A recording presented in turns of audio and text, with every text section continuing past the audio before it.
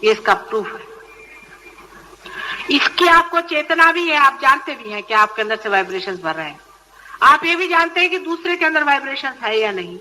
आप ये भी जानते हैं कि उसकी कुंडलिनी कहां अटक रही है। और तीसरे, आपके अंदर वो भी शक्ति आ गई कि आप दूसरों को इवॉल्व कर सकते हैं, आप दूसरों की जागृति कर सकती हैं, दूसरों को पार कर सकते हैं। क्या आप समझ सकते हैं कि आप इतने बड़े हो गए हैं कि आप दूसरों को इवॉल्व कर रहे हैं? आपके दिमाग में भी ये बात नहीं आती। आप समझ भी नहीं सकते कि तीनों शक्तियां आपके अंदर में एकत्रित होकर के बह रही हैं, और इसीलिए आपकी इसकी चेतना भी है, आप जानते भी हैं।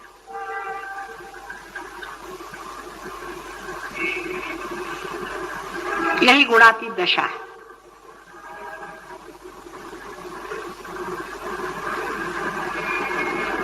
इन तीनों दशाओं को जब हम पार कर लेते हैं तो चौथी दशा में आते हैं, जहां तीनों का मिलन हो गया, एक ही धारा बन गई हो। यही फोर्थ डायमेंशन, यही चौथा डायमेंशन। और इस चौथे डायमेंशन में जब हम चलने लगते हैं, तभी हम गुणातीत दशा में जाते हैं, जहां गुण हमसे छूट गए। तब यही चैतन्य, इसे कहना चाहिए, जहां आप absolute knowledge, absolute love and absolute bliss, इन तीनों के साथ में संबंधित हो जाते हैं।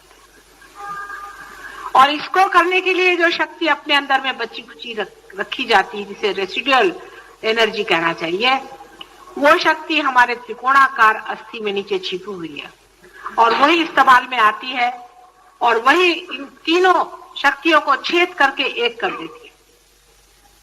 और तभी आप गुणातीत दशा में जाते हैं, और तभी आप में चैतन्य हो जाता है।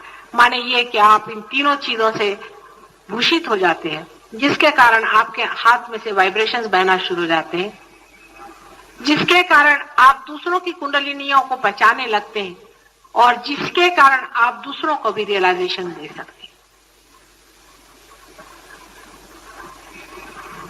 ये तीनों शक्तियां जब कार्यान्वित होती हैं, तब उसकी चेतना हमें रहती नहीं। हृदय हमारा धड़क रहा है, लेकिन हम अपने हृदय के ठोके अपने सर से सुन नहीं सकते।